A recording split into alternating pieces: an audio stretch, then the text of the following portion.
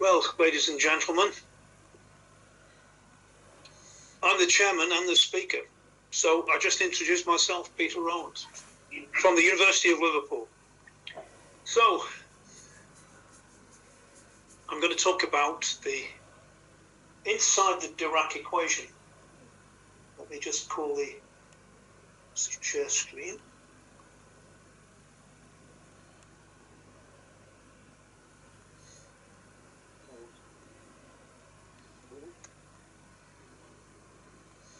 Now, the way I'm doing this talk is totally different to the way I used to do them.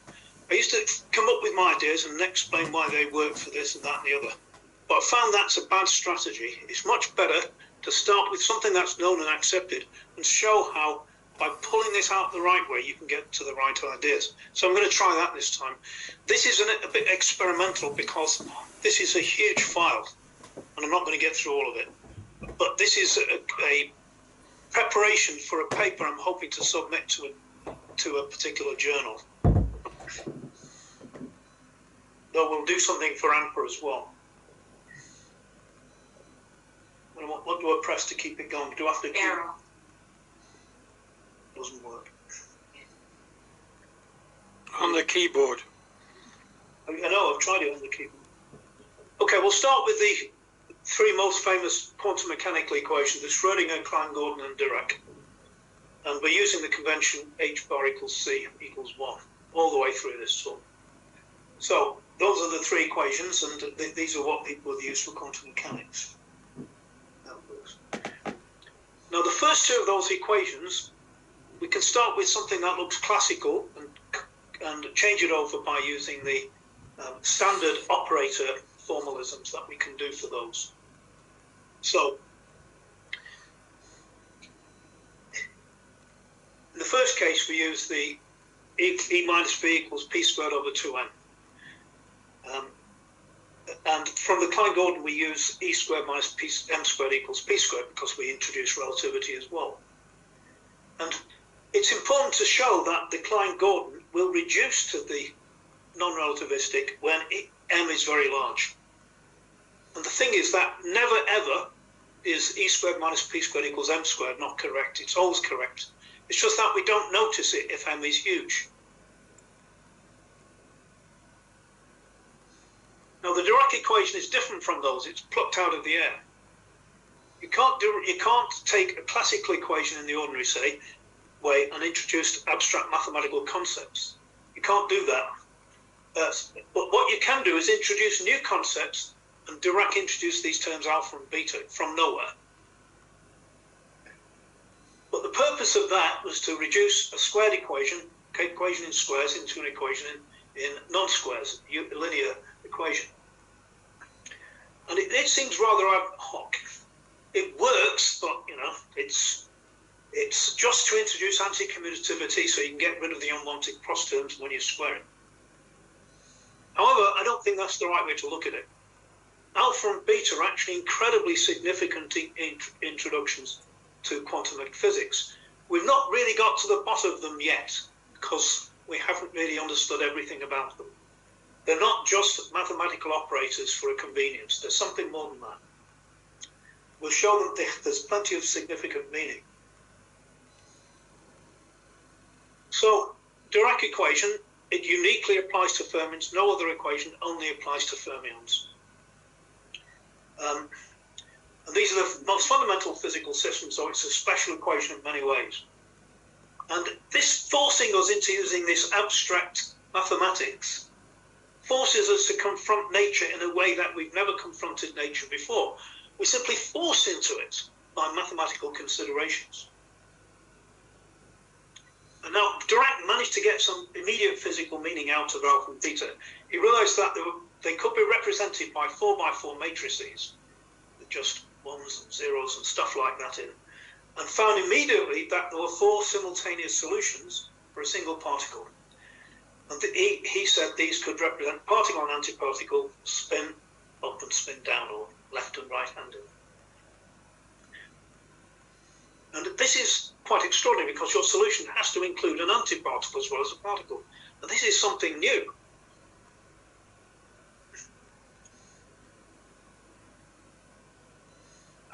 these matrix representations aren't in any way unique. And there are lots of alternative formulations. One particular one is called the covariant form.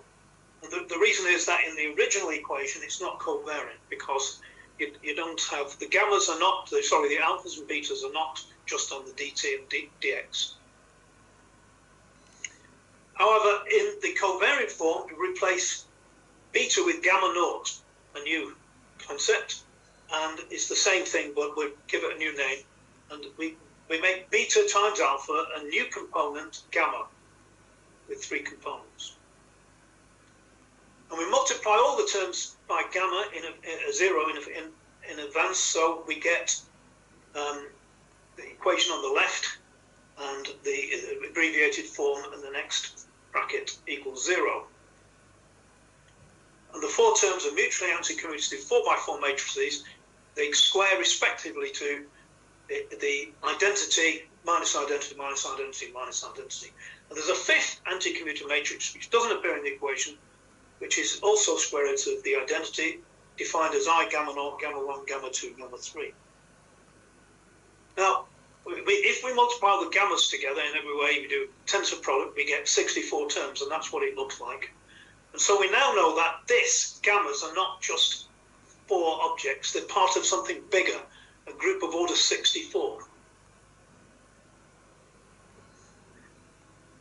And one of the significant representations of these gammas is to use Pauli matrices, which are the sigmas in the brackets for the gammas. And the Pauli matrices are isomorphic to multivariate vectors. That is, vectors, these are an important Clifford algebra, and here I've got Clifford's works with me, complete papers, and they're an important Clifford algebra. Clifford, the infinite number of Clifford algebras, they're the basic Clifford algebra in which you've got complexified quaternions. And these complexified quaternions have the properties of vectors, except that they're more than vectors, because they have a full product instead of just a scalar and a vector product. The full product is a combination of the two. But in fact, all vectors are multivariate vectors. It's just that we didn't realize it before. It's only how we use them. And if we use an electromagnetic theory, we can make Maxwell's equations one equation. And if we use them in the Schrödinger equation, we can generate half spin without having an external input, which we can't normally do. So these have got some extra value and meaning. And as I've said before, the 3 multivariate units, IJK, are I times the corresponding quaternions. Quaternions being square roots of -1, which are dimensional. And pseudovectors are vectors multiplied by I, and they're actually quaternions. Pseudovectors are the same as quaternions. And pseudoscalars are scalars multiplied by I. Now, how do you construct a Clifford algebra? Very easy. You just take any number of quaternion sets you want, as long as they're independent and compete with each other. It doesn't matter how many you do, that's a Clifford algebra. And you can also complexify the whole thing, and that's also a Clifford algebra. They form groups with orders based on 2. So quaternions are order 8, they're a basic Clifford algebra. Complexified quaternions 16, double quaternions 32, and complexified double quaternions of order 64. So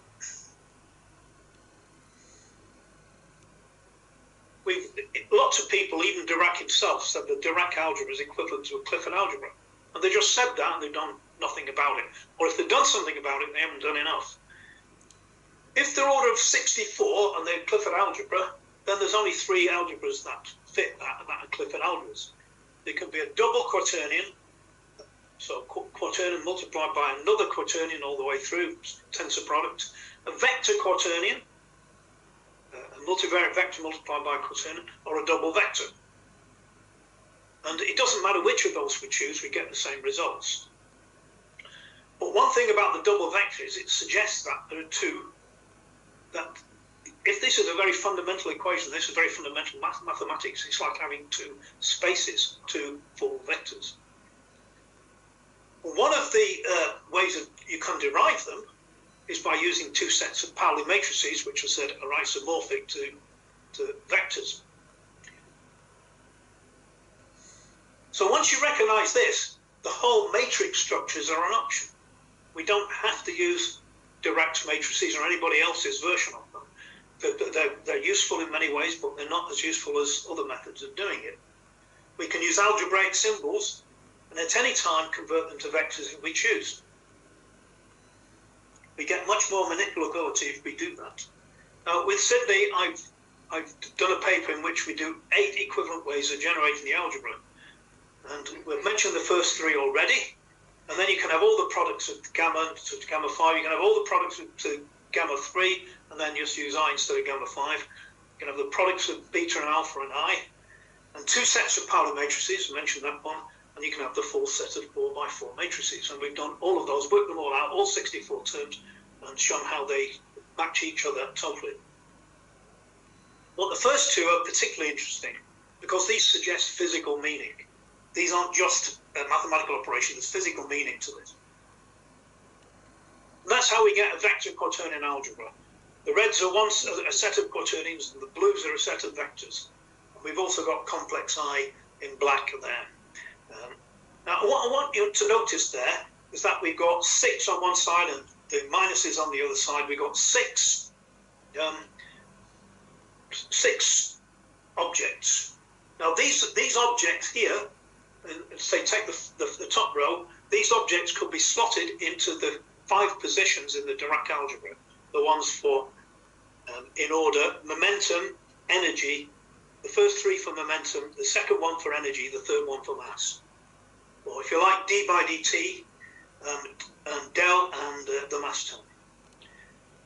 And what's more, those 5 will be a set of generators for the group. If you just take those, you can get the whole group. So those 5 just tell you what the group is. In the first few places, you might need to multiply by a complex I, but that's already part of the structure anyway. And again, this is using 2 sets of vectors, a red one and a blue one. And it's exactly the same structure. So this has clearly definite physical significance, which the gamma algebra, as it's used, doesn't have. It's just an algebra. A penta, that's 5 objects. We need a penta to generate the algebra. So we don't normally see all 64 terms. But there's 2 aspects to this that are important. One is that all the terms are important, even though we don't see them all in the equation, because they are part of the algebra. And the second is that all we need to do relativistic quantum physics is a dual space. There's no other source of information. One space, the blue one, is what we normally call space. The other one's made up of everything else. If you put a quaternion and a complex number together, you get a vector, so that would be equivalent to another space. But it doesn't manifest itself as a space because the different units are not part of the same physical thing. And if you put these 2 physical spaces together, the singularity that we call the fermion exists on the boundary of these 2 spaces. That's what we're doing. And we can also see how the symmetry is going to be broken. If I take, this is from the double vector representation. If I take those 5 in that first row of things, you can see that the I, J, and K, the red ones, are attached to totally different objects.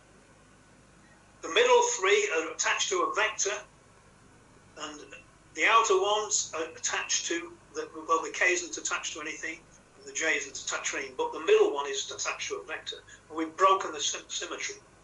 And one of the things that I'm saying here is that we've got 5 units is less than 6 units, so that's better in that sense, but it's not symmetrical. 6 units, you can generate the algebra with the 6 units, and it'd be beautifully symmetrical. Generate it with 5 units, which is less, and it won't be symmetrical. It'll be broken. The result will be symmetrical, but the starting point won't be.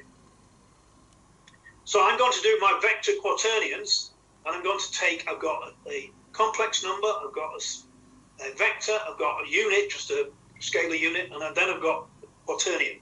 And I'm going to spread that quaternion out onto the 3 other things. And you get 1 goes on the I, that's K, 1 goes on the This is just arbitrary which one you choose, but this is the ones I've chosen in the past. One goes on the vector, that's the I, and one goes on the 1, the unit, scalar, that's J. So you can see we've got two spaces, the one made up of the complex and the quaternion, which is the red one, which is broken, the other one which isn't, which is our space. And now we can match the 5 generators to the 5 gamma matrices in lots of ways. I could choose that one, I could choose any of those two, and stick those in the equation and it would be hunky-dory. But always one symmetry is broken, and the other is preserved. And because you've got dual space, we've got meaning for a lot of things that we wouldn't otherwise have. Spin half, because it's in 2 spaces at once. Berry phase.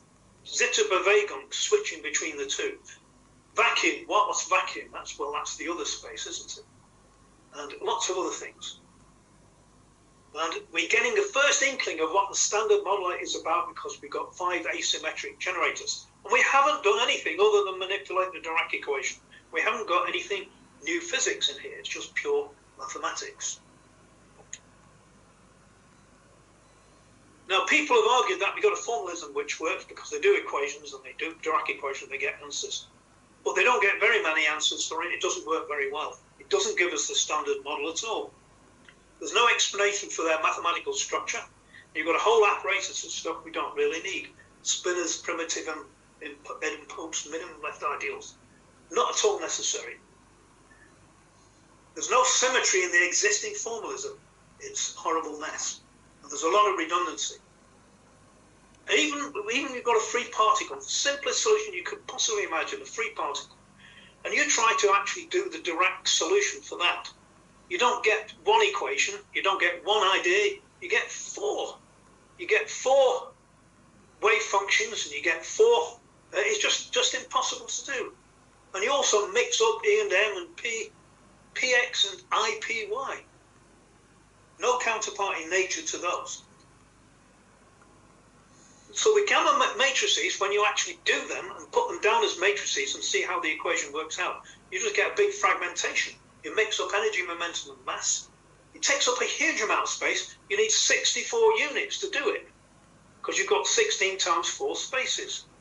16 for the operator and 4 for the wave function. And there are 5 terms in the equation, and we got 5 in the algebra, but only 4 have a gamma matrix. Yet there's 5 in the algebra. So what are we going to do? Well, we have to defragment. We used to get this from how we used to do disks. You know, they defragment the disk, and you sort of defragment, and you get it all, this horrible jumble, but would become nicely arranged, simple colours. And those are our bins, energy, momentum, mass. We've got to put them in different bins. So let's first of all start by using a set of these algebraic operators. And any set we choose out of many, many of these will work. But it's important that they all work because they all mean something. And if we choose the first mapping, that's what we get. But now let's do something that people don't, make a fuss about. I'm going to multiply that by J from the left. It's absolutely trivial, but it leads to profound consequences. That's what you get. And now we've got 3 bins which separate out our energy, momentum, mass. That's nice. That's what we would like. But what happens when we try a plane wave solution? So the plane wave is up there. It's a dead easy differentiation. We get that object there, the Ke, etc. And I can abbreviate that by collecting the momentum terms together. And P is always multivariate. But this is only valid. You can't get 0 from the exponential term. That will never 0. That term will never be 0. You can only get 0 if you multiply that E, that Ke term, by something which zeros it. And the only thing that will 0 it is itself, or a multiple of it. So we found something out about the wave function we're using. It's a nilpotent. It's the square root of 0. It's also completely explicit. There's no black box. There's no size. We got rid of all that. You know exactly what it looks like. this must have always been true, because we multiplied from the left, so it must have always been true before we even multiplied it. And we can now import back what we learned from Dirac himself, that there are 4 solutions. So this is fermion and antiferm, plus and minus E, obvious. Spin up, spin down, plus and minus P. And these are both amplitude and phase. So we can now represent our 4 components. Right? This is the 4 components of psi1 and psi2 to psi4. And each of these will be operated on by that operator. And you notice that the 4 phases, the E to the I terms, are all different. And the 4 sort of amplitude terms, these are all different as well. But the operator is the same. Now we're going to do something that's going to change that. Too many spaces forward.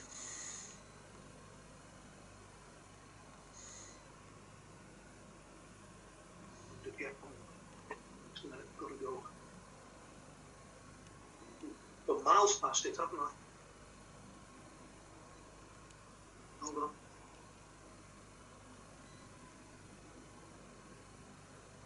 Let's just escape and do it again. Go to the screen again. I don't know how we ended up with the latter half of it. Right, let's do that. It's still not helped us, but I can scroll up and go back to somewhere. I'm certainly not going to get through all of this, so I don't want. So I've done that. See the slideshow from the current slide. It's very temperamental, this machine. It tells you off if you do something wrong and how. So we got there. Now, what we're going to do, we got that form of the equation, the gammas, by multiplying from the left by gamma 0. So why not do the ultimate and multiply by gamma 5? So we're now actually doing that. That's what the J was. We're multiplying it by gamma 5. And this is the covariant nilpotent form. It's covariant and it's nilpotent. It squares to 0. It changes the gamma 0 and the gamma, but that doesn't matter. It just changes to a different form, a different matrix, but there's still gamma 0 and gamma. But it's not the only transformation we can do. If you've got 4 different phases, you've got no hope of getting an easy solution.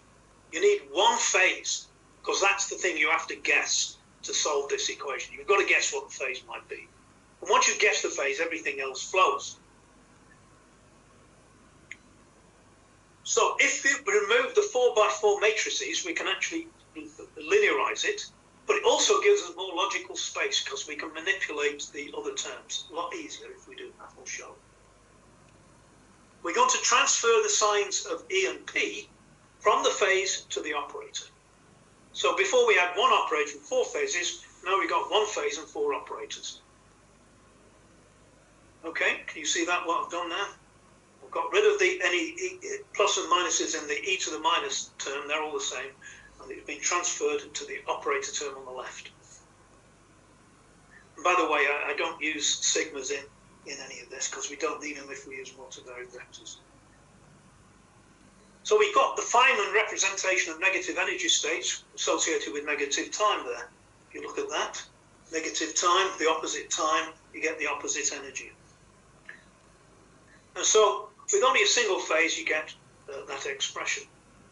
However, I'm going to make it a bit more convenient because I'm also going to multiply by I, minus I in fact, and get rid of some of that variation. So I'm now going to have minus Ke plus IP plus Km. Right, so that can either be an operator because we're used to using E and P as operators, so they become d by dt and d by dx and so on.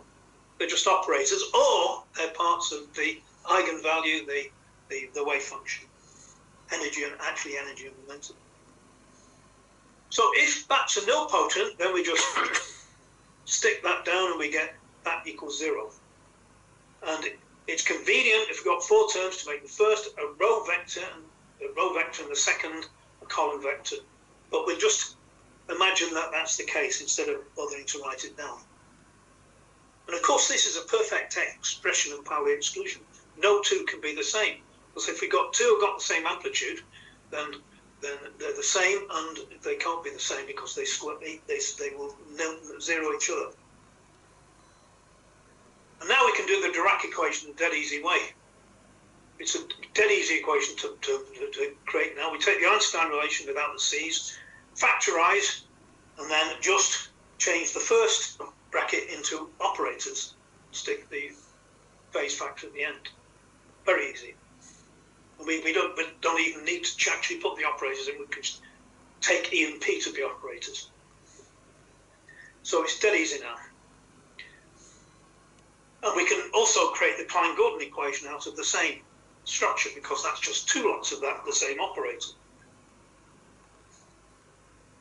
Now, this is an important point. Now, we've been fiddling with the free particle, but it's not unique to free fermions, Pauli exclusion. It's true for any fermion in any state at any time.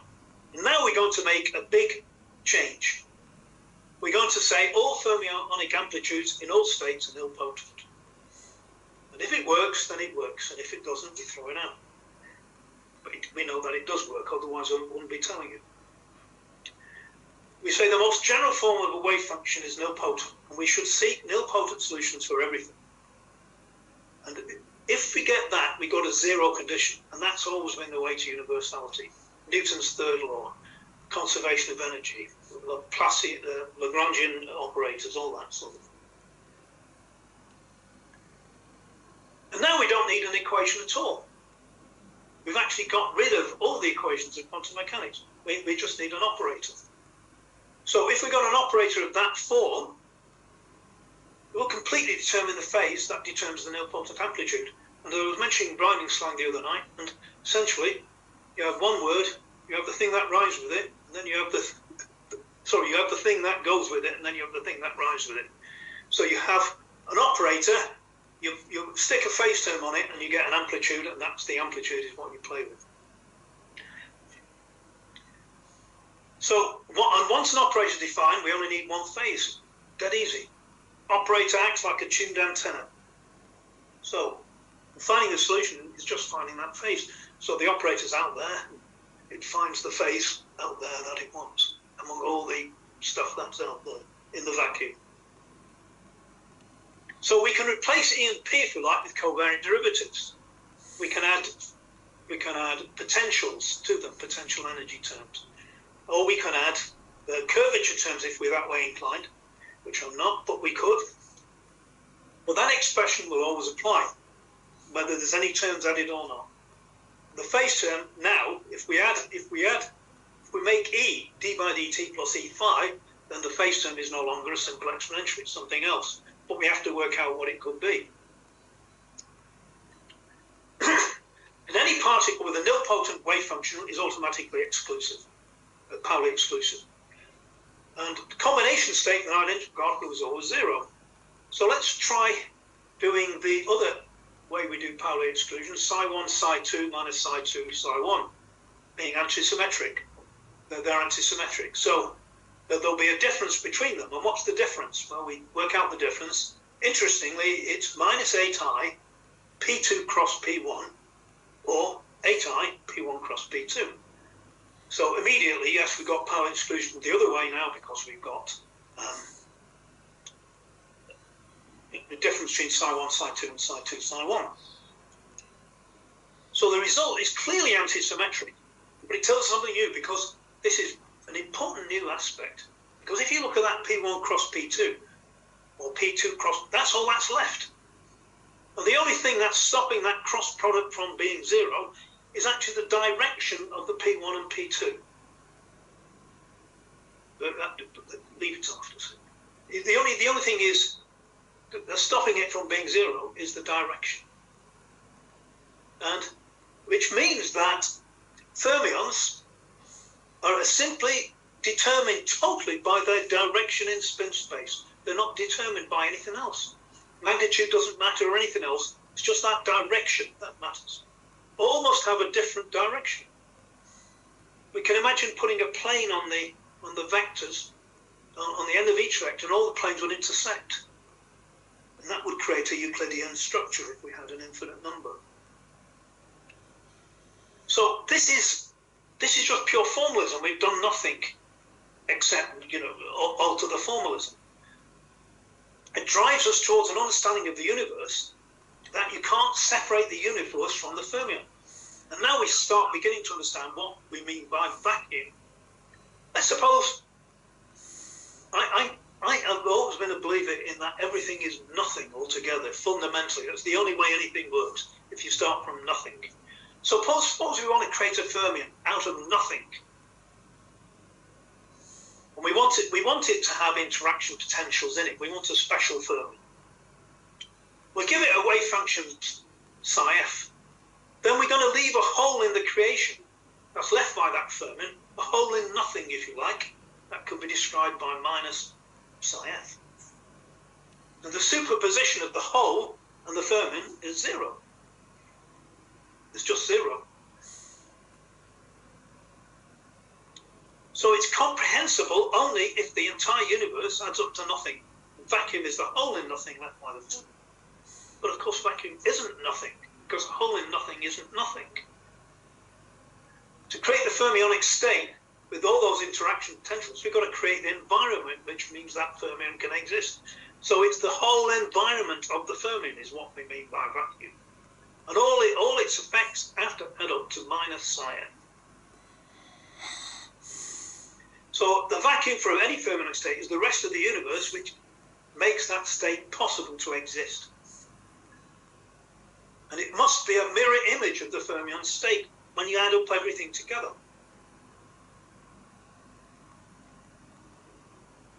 So we can say that no two fermions share the same vacuum, or the same phase. And now we can see what local and non-local mean. We've got an object like that. Everything inside the bracket is local. That's what local means. If it's inside that bracket, it's local. If it isn't, it's not local. Non-local. And everything outside, superposition, combination, all that stuff, is non-local. But that doesn't mean they're not related. When you've got a fermion or a vacuum, you have to do both a local and a non-local description of it. So the non-local can cause local changes and vice versa. Local changes occur inside the brackets on the E and P terms. If you put something in E or P, it changes it, and that changes the local term. And that will change the vacuum which it interacts with. And the other way around can happen and will happen, as we'll show. So you have to have local and non-local descriptions, because both particles and environments are equally involved, which of course is what makes calculation a lot easier, because you've got two lots of information. Now, locality is all about defining a fermion state in the first place. You're actually creating something localized, a point-like particle. And it's entirely specified by the Clifford algebra operators. E and P and M are irrelevant. They're just scalar factors. I mean, they're important scales, but that's all they are. So the Clifford algebra is actually doing all the physics for us. We know that the Clifford algebra has intrinsic meaning, so we expect to find even more physical meaning in areas we haven't investigated. So let's do a dimensional analysis on the components that created that Clifford algebra. We've got a complex number, we've got a vector, we've got a scalar, we've got a quaternion. And we can identify mass is scalar, time is complex, and space is vector. So what is that quaternion? Not obvious, but there is an obvious candidate. If we extend dimensional analysis beyond classical dynamics, gravity, and that kind of thing, we end up with electromagnetism, which something like charge is the thing that's missing. We got three types of interaction like that, strong and weak as well as electric. And we know that they're similar. And we know that under identical conditions, they would probably behave identically. We know that identical charges produce opposite forces to what identical masses will produce. So, our good bet is that charge is a quaternion. defined this way. And we will define I as strong, J as electric, and K as weak. We'll show why later. But the symmetry between them is broken when we create the local fermionic state. That absolute equality is only true in a non-local way. It's not true in a local way. And when we break that symmetry, we've seen a quaternion take on vector characteristics, or the charge takes on vector characteristics. The other charge, electric charge, takes on scalar characteristics, and weak charge takes on pseudo-scalar. And we'll soon see that works in the interactions. And this goes back to something which is very old in my work, that if we do charge in this way, we will have a perfect symmetry between mass, time, charge, and space, which is a group of order 4, Klein-Thor group. And we can represent it in hundreds of ways. We've got tetrahedral represented, cubical, coloured circles, Venn diagrams, you name it. Just name me one and I'll probably do a representation. That's one representation. I got my friend Vanessa Hill to do that diagram for me.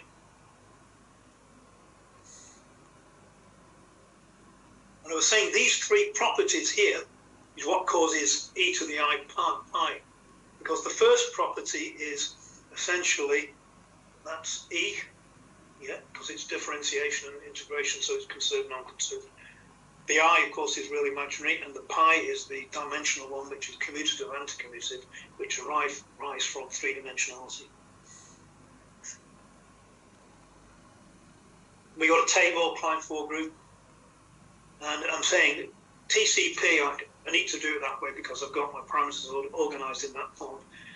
It's really MTCP, because that mass acts as an identity for the group, is derived from the larger time, charge, space group. You can see it's mass, time, charge, space, MTCP. And the same structure has been observed in cellular automata. When you get them universally Turing compatible, the 4 cellular automata are universally compatible, have analogs to TCP transformations. Mainzer did that work, and if I apply my ideas to that, I get Klein-Thor as well. And this is another one you can get, identity in 3 double quaternions. It's also a Klein-Thor group. It's called the H4 algebra. You could also use double vectors, but this time you have to use negative ones. I think this just pushes it forward, whatever you do. That's better. So,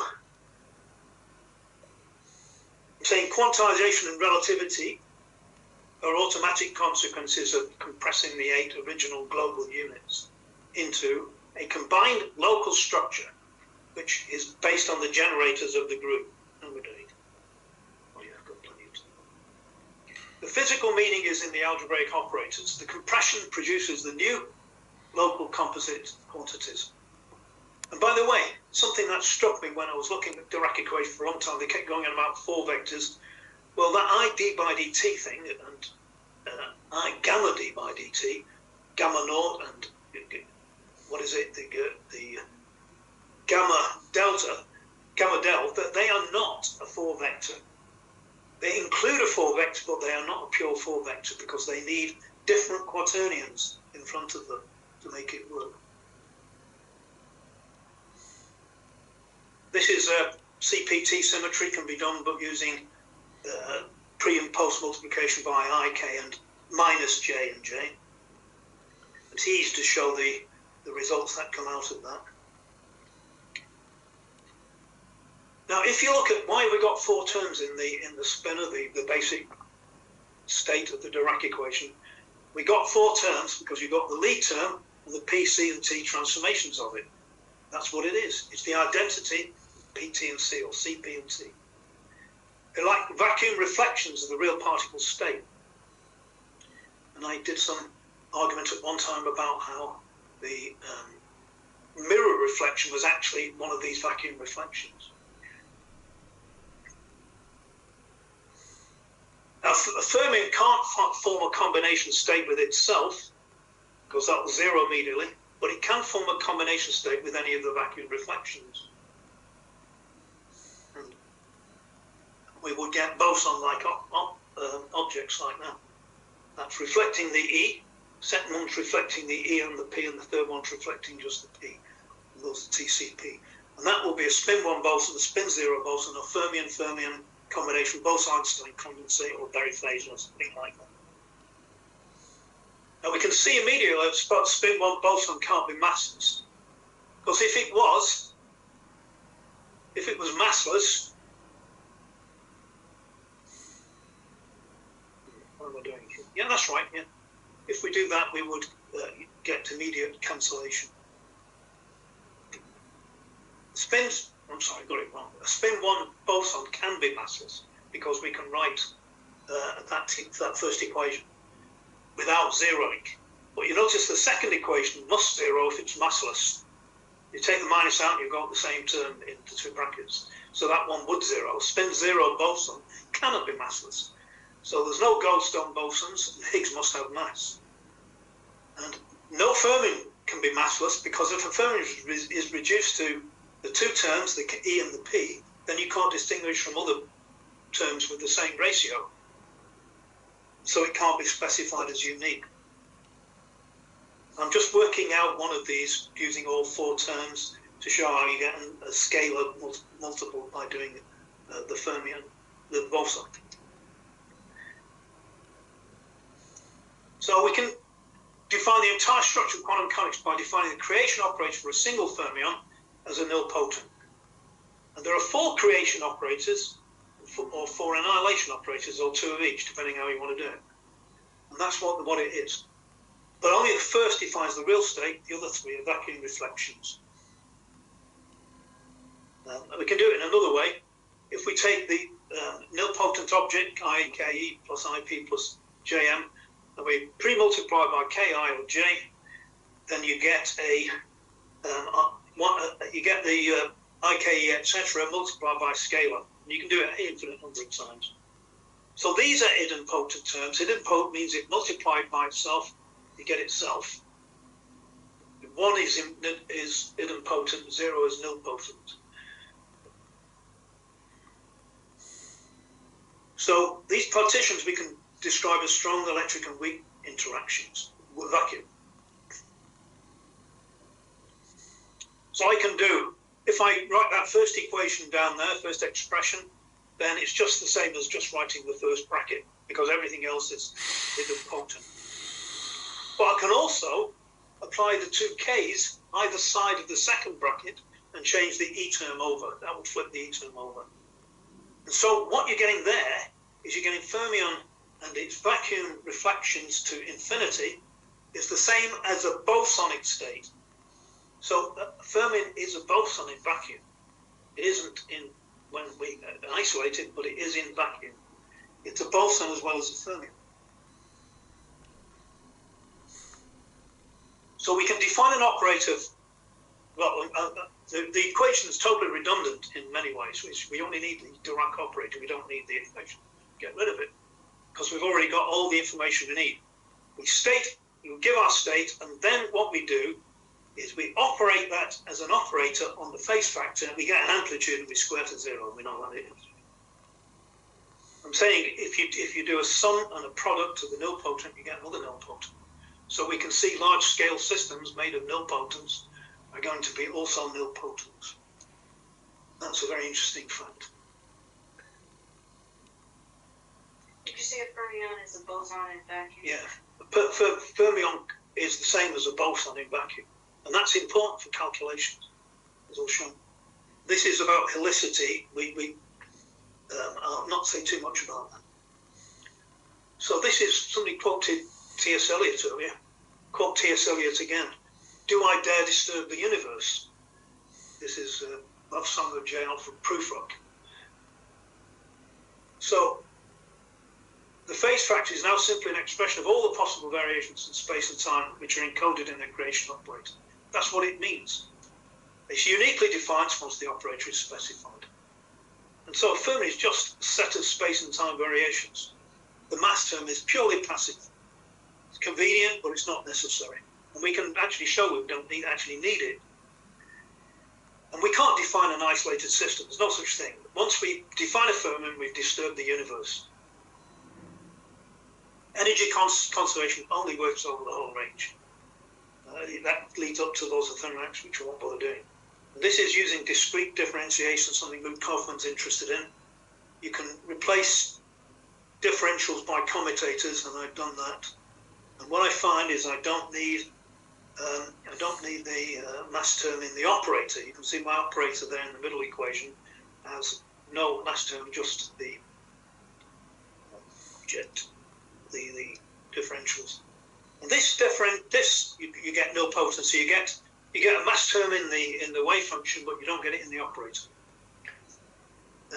Now, the reason why that's important is because normally you can't transfer from classical to quantum this way, but you can if you do it using a nilpotent, because you can multiply the whole thing on the left by IH bar, and you will get the quantum version, and that's just multiplying it by a scalar. Well, if you've got a mass term there, you can't do it because the mass term doesn't have an I compared to the other two. So you can do a smooth transition in that version of quantum mechanics.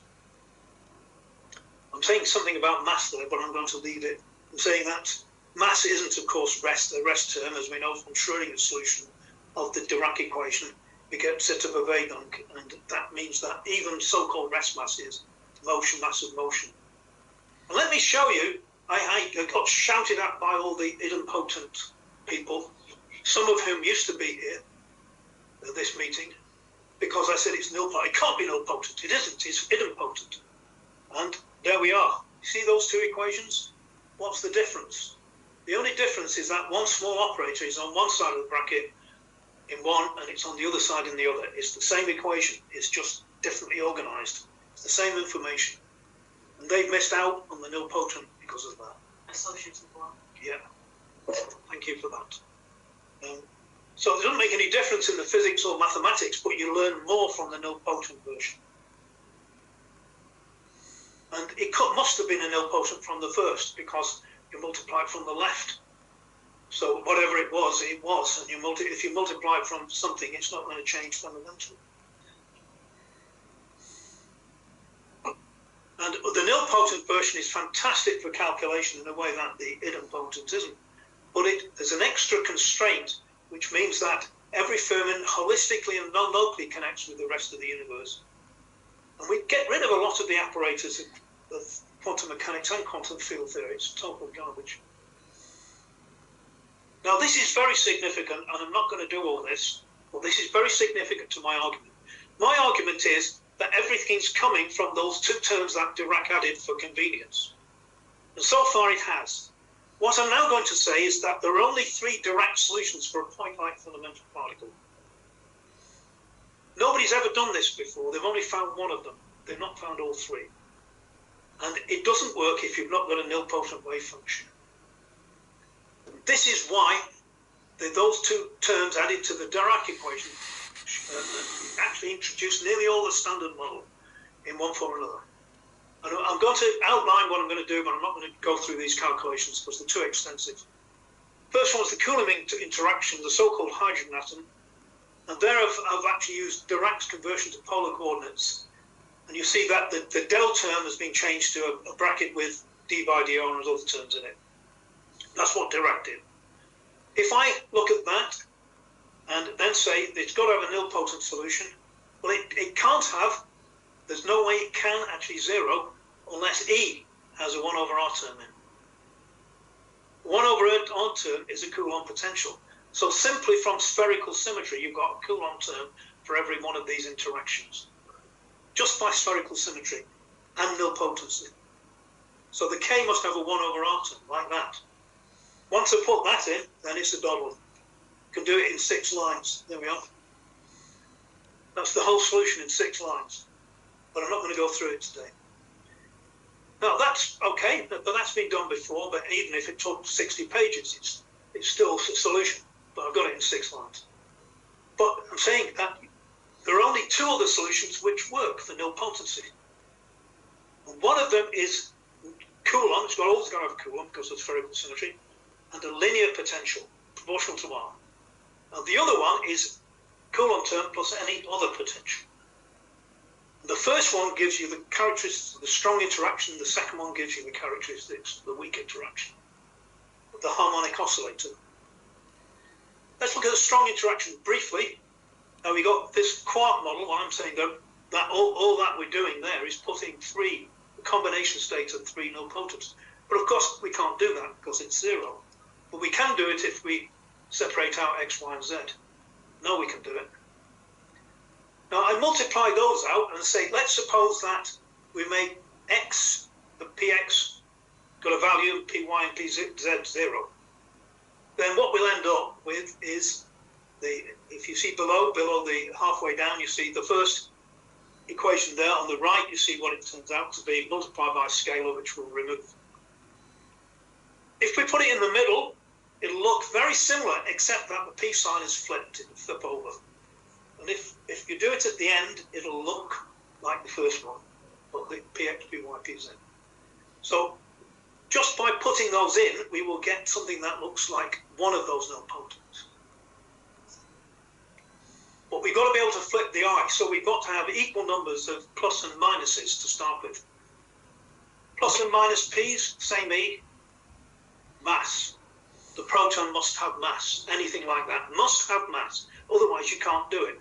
And what kind of mass is it? It's a Higgs mechanism mass. It's not something peculiar. It's not something, oh, it's due to the coloured gluons doing this, that. It's due to the coloured gluons, but it is actually a Higgs mechanism mass.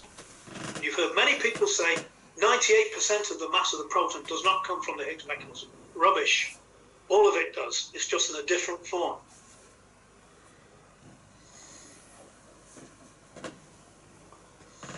And your mediators look like that, and there are 8 of them because through group theory it reduces to 8 instead of 9. The phases, see those phases look exactly like the combinations that I've just done. They're the same structure. And it solves many problems. And by the way, the first one, if anybody wants to nominate me for the Clay Institute Prize, it's worth quite a lot of money, and it would be very useful to ANPA, to have that money. If anybody wants to, nominate me, there you are. But one of the Clay prizes is to prove why the proton must have a mass. They're fumbling around with all kinds of nonsense, but it's simple. So that's the strong interaction, and then what I do is then say that if we take those three objects there and rotate them, which is what you're doing by changing which one's 0, then what you're getting is a fixed force. You're getting a fixed rate of change of momentum. The fixed force is linear potential. So that interaction alone is a linear potential. Then all we've got to do is put it into our equation. Now you see the potential equation as A over R plus BR, a different term from the last one. And we can do a phase term for that. That's the thing that we have to be able to do, and then we just work that out and we get all this stuff. And eventually we can show that it's got exactly the same characteristics as we expect from the strong interaction. So finally we get to the weak interaction. What do we do for that? Well, we say basically weak interaction is creation and annihilation. Creation and annihilation is boson, fermion, boson, fermion. The weak interaction, and even that oscillation between the 4 terms in the Dirac equation, the Zitterbewegung, is a weak interaction of that kind. And the reason why it does that is because the E has an I on it, and it's plus and minus. And let's just say we know that's clearly a harmonic oscillator of some sort, but we don't have to guess what the form of it is. It's clearly not linear because that's the strong interaction. It's clearly not Coulomb because that's all the interactions. It's just something else. Let's say CR to the n. And if we solve this using our methods, only works for nilpotents, we find we get a harmonic oscillator for anything, for any n. And we know that it's probably an inverse cube or something, but it doesn't matter what it is. If any combination, in other words, will give you a harmonic oscillator. It's because you're combining different ones that you get. And that's what the weak interaction is all about, combining different ones. I'm not going to do the details of that because that's quite involved. But you get a harmonic oscillator. So we see the nilpotent structure with its pseudoscalar, vector and scalar already incorporates the fundamental interactions.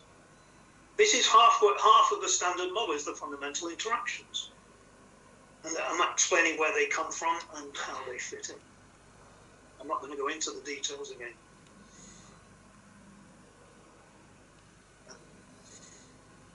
Quantum field theory, easy transformation because we're already using annihilation and creation, already using that. We don't need a dagger and a, we don't need all that because we've already got annihilation and creation in it. Supersymmetry renormalization, well, in fact, we can show that that we don't have an infrared divergence and we don't have an ultraviolet divergence. The two things that screw up quantum field theory. I do a perturbation calculation here using a nilpotent and find that essentially it comes down to the fact that we've got as many bosons as fermions, because a fermion is a boson is a fermion in vacuum, and it's vacuum that we're talking about. And in fact, it eventually comes down to arithmetic, and I love any calculation that just ends up as arithmetic. You see, you've got very simple arithmetic there, which cancels everything to zero. Very, very simple. Love it. Look at that. Beautiful arithmetic. -2 + 3 + 0 - 1. I've got rid of the divergences. And the other one is the infrared divergence, which comes from the propagator. And the way that Feynman and other people did propagators, you got something like that. Yeah, essentially that's something looking like that.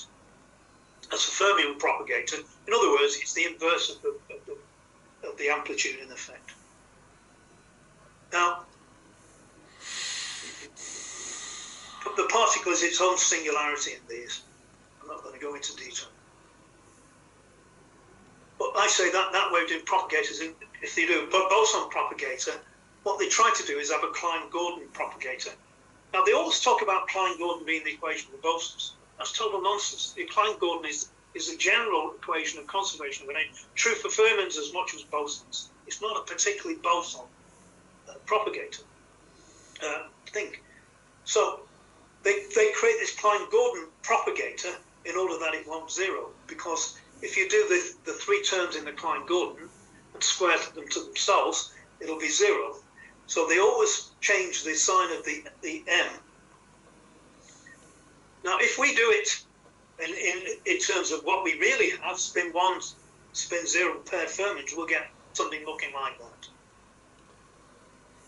And we find that that will never go to zero. In the nilpotent version, only squaring with itself goes to zero. If you multiply by any complex conjugate or anything like that, it's never zero.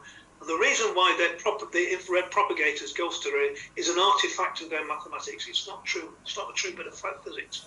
They force you to have a pole where it goes through zero, but it never goes through zero with this. So that's enough of that. But I've done the full details for the final paper. Now, I want to say something about the significance of multiple pentads. Why have we got so many of these? Well, we've got a lot of particles, haven't we? So if you've got one state, then you're thinking there must be many simultaneous other types of states which could exist with the others.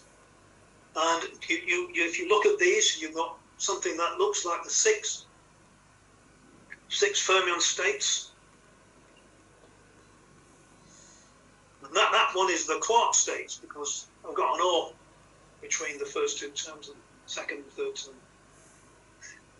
If you then say, another way of doing it is to say that it's a transition. The transition is caused by one term. So you go to the next generation, or you go across the generations from the up state to the down state or something. And it's an algebraic transformation. And those are the possible algebraic transformations. Out of the 64 units, they all have to have a quaternion in. And the only ones with quaternions in are 48, and those are the 48 with quaternions in. And those are the transformations that you can do. And the other 16 are just space with no quaternion in it, where you've got no particle transition at all. So I'm going to summarise now.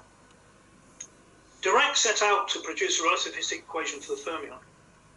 It's a fantastic piece of work, but it took an enormous guess, and he decided he needed to square root a quadratic equation, basically something like the Klein-Gordon equation. And he wanted a linear equation. You can do it using anti-commuting operators taken from abstract mathematics, and Dirac chose to use 4x4 matrices. As I say, it's only one formulation. And even with the matrices, there's no unique formulation. It turns out that these operators, and every subsequent model of them, are components of a group with 64 elements and 5 generators, a double space creating zero totality. Ultimately, this is all we need to construct all physics. I mean, I'm a long way into it, but there's still a bit of work to do. You've got to get the masses of the particles and stuff. The operators actually used in the equation, and those that could be used, have different functions. And they lead to interactions of the standard model and the broken symmetry. So there's two different types of operator. There's those that lead to the standard model with the broken symmetry, and those that lead to the particles within the standard model. This algebra was forced on us by mathematical requirements, so we could make the equation linear. But we got a fantastic result out of it. It's got the potential to explain a huge amount of physical structure. The equation's nearly 100 years old, and it's taken us all this time to get anywhere with that. We just use these as mathematical objects, but they're not. I found it relevant in other areas, and biology was mentioned this morning, and I found it relevant in the genetic code, which has 64 elements, and with Vanessa Hill we worked out the genetic code using it. And in any context where two spaces are relevant, Mike Horner talked about two spaces this morning. Anywhere two spaces are relevant, this is important. And that's virtually anywhere, because you've got appearance and reality and all that sort of thing. Object and environment is another one, and John Torday in the cell. And object and environment is a universal condition, and I worked with Peter Marcer a lot on that, and we did a lot of stuff on large-scale systems. And also, because of E squared minus P squared minus M squared is the true equation, the nilpotency is true wherever we've got conservation of energy or anything remotely resembling it. So ultimately, Dirac's alpha and beta, though introduced something with a convenient fix, and that's still largely treated that way, and accentuated ended up by opening up the world of fundamental physics and a great deal more besides. Okay, thank you. Sorry, I have to be so quick. The EP and M states, if they are equal, Equal to what? if E1, P1, N1 equals E2, Okay. like that, of two fermions, does that mean that their direction planes have the same angle and are equal, Yeah. therefore two fermions annihilate each other? Yeah. Does that mean that the vacuum state is all the fermion equal EP and M states, or all fermion? All the potential vacuum has got all the potential fermion states, but we never observe it or anything like it. But they only work if they're equal. Yeah. So the vacuum can be seen as like all the fermion states with equal EP and M's. No, all the fermion states with any EP and M. Any EP and M's. Yeah, but different from the one you've got, which is your particle which you've localized. Right. And the other question I had was, is the ratio E to P equal to the angle of the fermionic state? Depends what the angle's measured against, but in principle it is. Yeah. And one last question: how are local and non-local related to quantum entanglement? Well, non-local, entanglement's non-local. Anything non-local is entanglement. Yeah, I'm curious about taking the gamma matrices are part of a 64-dimensional algebra. If you multiply the gamma matrices together, you get 16 matrices that are closed. So I always took the opinion that they're part of a 16-dimensional flipped. Oh, there is a 16-dimensional within them. But if you try multiplying them all out, you'll find 64. I could go back to that table. I've done it and I got 16. Well, have another look at it, because I think you'll find there's a total of 64. Oh yes, it does include, depending on whether you include gamma. Oh, it's 16 without gamma 0. Yeah. Gamma 5. Yeah, gamma 5. Yeah, that's what I'm saying. The 5 give you 64. 16 is from 4 of them. That's correct. But I use gamma 5 or I. You can use I instead.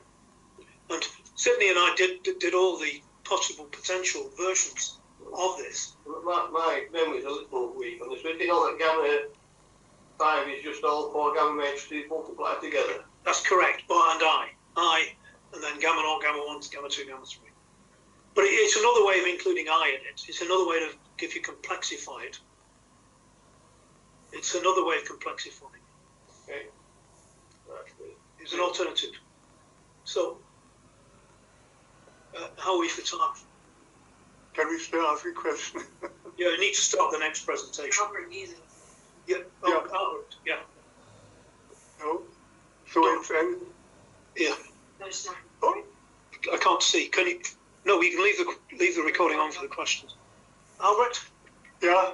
Okay, all what you have explained us here is a very sophisticated way to describe the physical world. But I think the goal should be to understand the physics which causes this formalism. That's what I'm And that is what I find missing. For instance, one example, I could see in a lot of things, why comes inertia from? I have once explained how it can be explained. Higgs is not a good way, there are better ways. Another thing you have here mentioned is the Pauli exclusion. Pauli exclusion is a rule we know how this rule is, but there is physics, there's a physical process behind this principle. The goal should be, I think, in physics to understand the physical process which causes the Pauli exclusion to be valid. I have explained it via physics. That's what that dual group was. Nothing could be more physical than saying space and another space. That's extremely physical. And if you look at that group, I've always explained it via physics. Oh, I doubt that space has something to do with physics. Space is not physics. Space is a structural idea. Oh, if you don't think space is physics, then we're not on the same common ground with discussion. Because I think space is physics, and two spaces is physics, in my opinion. Is that what philosopher Plato has understood to be physics, but we have now a different understanding. Also, time is not physics, but it's structure. But okay, maybe so you are too different. We cannot discuss it here. No, we can't discuss that if we don't have any common ground on that. Yeah. Okay. So we'll leave that one for the moment. Should we switch off the recordings? Yeah, I'd like to ask, what is physics? If space and time isn't in physics, what is physics? It's a question to me. Physics is charges and forces. That is, for instance, physics. These things which Newton has done to build, for instance, a planetary system. Plato has said a planetary system is because a circuit is a fundamental structure in our world, so everything has to fulfill this structural requirement.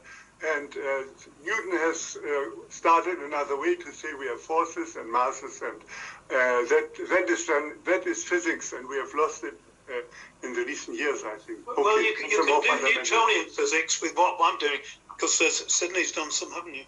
Mm-hmm. Done Newtonian physics with these nilpotents. Yeah. Simple Newtonian questions you can do with nilpotents. Maybe there's a good formula to describe it, but that is not the physics behind it. Well, I'm sorry, if you don't think space is physics and time, then we're not on the common ground. Well, yeah, and Newton's laws are within space and time. Space and time is a structure. We have built it as a good structure. We have built it with our minds to build physics in it. But the fundamental ideas of physics, okay, maybe it's too far away, but that is not. Well, I think these are the fundamental ideas of physics. Okay. Yeah. Okay. Yeah, we can't discuss it if we're not on that common ground. Okay, yeah. But it's not my idea alone. It's a long discussion what space and time is, especially time. There has been a lot of discussion. Recording stopped. Yeah. Okay. Okay. Well, my time's up, so I'm going to call